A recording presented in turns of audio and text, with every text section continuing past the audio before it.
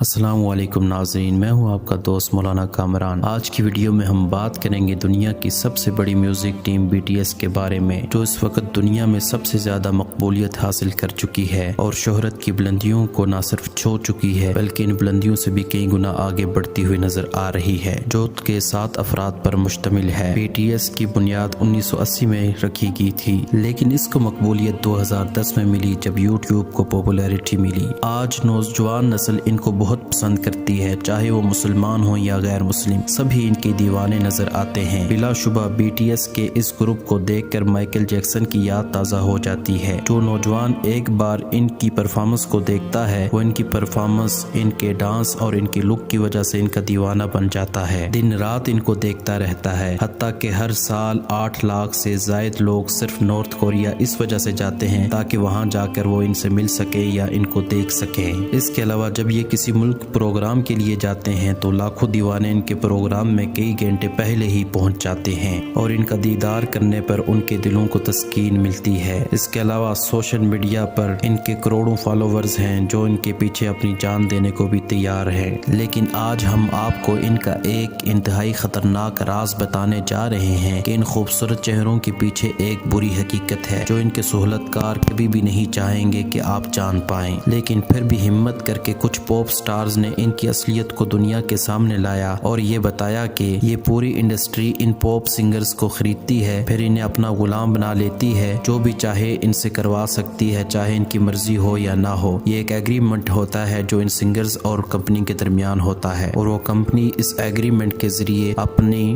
شرائط ان پر زبردستی لاگو کرتی ہے۔ یہ انڈسٹری ڈرگز، سیکس، فحاشی، مذاہب کی توہین وغیرہ کو پروموٹ کرتی ہے اور لوگوں کو ان سنگرز کے ذریعے ان سب چیزوں کا عادی بناتی ہے۔ یہ سب چیزیں ان کے تقریباً ہر میوزک ویڈیو میں شامل ہوتے ہیں اور ان سنگرز کی کمائی کا 80% حصہ مینجمنٹ رکھتی ہے اور 20% حصہ صرف ان سنگرز کو دیتی ہے۔ جیسا کہ ناظرین ہم نے ابھی تھوڑی دیر پہلے آپ کو بتایا کہ انڈسٹری ان کے ذریعے لوگوں میں ڈرگز، سیکس اور فحاشی پھیلاتی ہے۔ یہ سارے کے سارے پاپ سنگرز فطرت اور تخلیق کو بدلتے ہیں جو اللہ کے قانون کے خلاف ہے۔ ان سب سنگرز کے چہرے پر داڑھی تو دور کی بات بلکہ یہ سرجری کرواتے ہیں تاکہ ان کے چہرے پر بال بالکل ختم ہو جائیں، بلکہ اس کے بعد کئی اور سرجریاں کرواتے ہیں تاکہ ان کے چہرے بالکل عورتوں کی طرح لگیں، اور یہ اپنے ہونٹوں پر لپسٹک استعمال کرتے ہیں۔ اس کے علاوہ یہ بیوٹی پارلر میں جا کر چہرے کا فیشن کرواتے ہیں، حتیٰ کہ آپ نے دیکھا ہوگا کہ ان کے کان بھی سلے ہوتے ہیں اور ان میں بالیاں، جھمکے وغیرہ پڑے ہوتے ہیں، بالکل یہ دیکھنے میں عورتوں کی طرح لگتے ہیں۔ تو یہ اللہ کے بنائے ہوئے نظام کو تبدیل کرنے کی کوشش کرتے ہیں، فطرت اور تخلیق میں تبدیلی لانے کی کوشش کرتے ہیں۔ ہمارا دین اسلام ہمیں اس چیز کی تعلیم دیتا ہے کہ دنیا کی رنگینیوں میں رنگ کر شیطان کی پیروی مت کرو،